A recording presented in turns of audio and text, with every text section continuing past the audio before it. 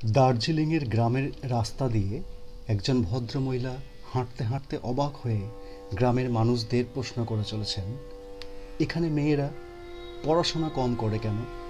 কেন তারা এত বেশি পরিশ্রম করে? আজ থেকে 100 বছরেরও কিছু আগে এমন প্রশ্ন যাঁর মাথাতে আসে, তিনি শুধুমাত্র এমন দরদি প্রশ্ন করেই চুপ থাকেননি। তাঁর আজীবন সঞ্চিত সমস্ত অর্থ যা কিছু বালিকা বিদ্যালয়ের জন্য, শিক্ষার জন্য দান করে দিয়েছিলেন। মার্গারেট এলিজাবেথ নোবেল, আমাদের সবার সিস্টার নিবেদিতা। এই দার্জিলিং ছিল তাঁর বড় প্রিয় জায়গা।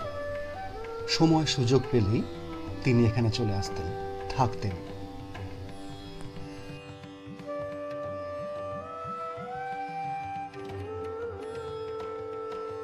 আর তাঁর পছন্দের বাড়িটি ছিল দার্জিলিং স্টেশন থেকে ঠিক 4 কিলোমিটার দূরে, মাত্র মিনিট 10 দূরত্বে, একটা সুন্দর পাহাড়ের ওপর, লেবং কাট রোডে। আজ আমরা চলেছি সেখানে, সেন্ট জোসেফ কলেজ ছাড়িয়ে। তেনজিং নর্গে রক খুব পরিচিত, সেটা পার করে নিবেদিতার সেই পছন্দের বাড়িটি।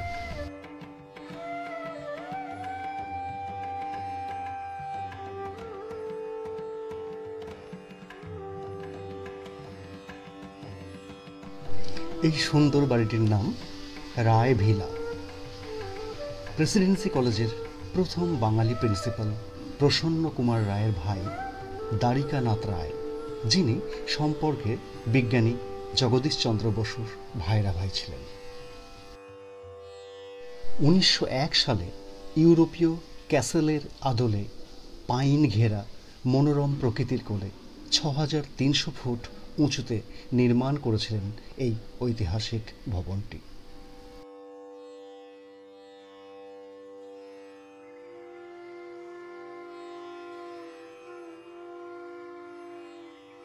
এই রায় ভিলার ওপর থেকে দার্জিলিং পাহাড়কে এক অসাধারণ রূপে দেখা যায়। তাই পর্যটকরা এখানে ভোরবেলা আসেন সূর্যোদয় দেখতে। এখান থেকে কাঞ্চনজঙ্ঘাকেও দুর্দান্ত দেখা যায়। পাহাড়ে আন্দোলনের সময় এই রায় ভিলার ওপর দিয়ে অনেক ঝড় বয়ে গেছে, একাধিকবার আক্রান্ত হয়েছে বাড়িটি। পশ্চিমবঙ্গ সরকার অনেক কাণ্ড করে এই ঐতিহাসিক ভবনটি 2013 সালে রামকৃষ্ণ মিশনের হাতে তুলে দেন। এর জন্য অর্থ বরাদ্দও করেন। এখন মোট 22টি ঘর নিয়ে 4 তলা এই ভবনটি দর্শনার্থীদের জন্য খুলে দেওয়া হয়েছে। যে ঘরে সিস্টার নিবেদিতা দেহ রেখেছিলেন সেটিও একবার হয়েছে। আমেরিকা থেকে ফিরে নিবেদিতার স্বাস্থ্য বেশ খারাপ হয়। সেই ভগ্ন স্বাস্থ্য উদ্ধারের জন্য জগদীশচন্দ্র নিবেদিতার পছন্দের শৈল শহর দার্জিলিংকেই বেছে নিলেন। 1911 সালের 22 সেপ্টেম্বর দার্জিলিংয়ের উদ্দেশ্যে যাত্রা করলেন তাঁরা। এসে উঠলেন এই রায় ভিলাতে। স্বাস্থ্যের কিছু উন্নতি হলে তারা ঠিক করেন সান্দাকফু যাবেন ঘোড়ার পিঠে। তার প্রস্তুতি চলাকালীন তিনি আবার গুরুতর অসুস্থ হয়ে পড়লেন। এ সময় দার্জিলিংয়ে ছিলেন ডাক্তার নীলরতন সরকার। তিনি চিকিৎসা শুরু করলেন।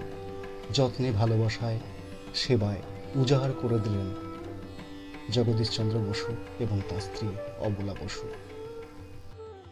কিন্তু নিবেদিতা অনুভব করতে পারছিলেন তাঁর বোধহয় এ যাত্রায় সেরে ওঠার সম্ভাবনা বড্ড কম। তাই তার ইচ্ছে মতো 7ই অক্টোবর একজন উকিলকে ডাকা হয়। তাঁর দানপত্র তৈরি হয়। তিনি তাতে স্বাক্ষর করেন। তার আজীবন সঞ্চিত অর্থ, এমনকি ভবিষ্যতে তাঁর বই বিক্রির সমস্ত অর্থ বালিকা বিদ্যালয়ের মেয়েদের শিক্ষার জন্য বেলুর মঠের ট্রাস্টিদের হাতে অর্পণ করেন। 13ই অক্টোবর 1911 সকাল 7টা তিনি মৃদু স্বরে বললেন, "The boat is sinking, but I see the sunrise." তার মহাপ্রয়াণের খবর ছড়িয়ে পড়তেই রায়ভিলা উপচে পড়ল মানুষে মানুষে। তার শেষ যাত্রায় পা মেলালেন জগদীশচন্দ্র, প্রফুল্লচন্দ্র রায়, নীলরতন সরকার, সুবোধচন্দ্র মহালানবিশ, ডক্টর বিপিন বিহারী সরকারের মতো বিশিষ্টজন।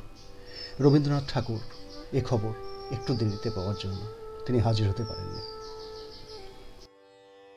এরপর দার্জিলিং স্টেশনের বেশ কিছুটা নিচে শ্মশানে, যার নাম মুর্দাহাটি, সেখানে তাকে দাহ করা হয়।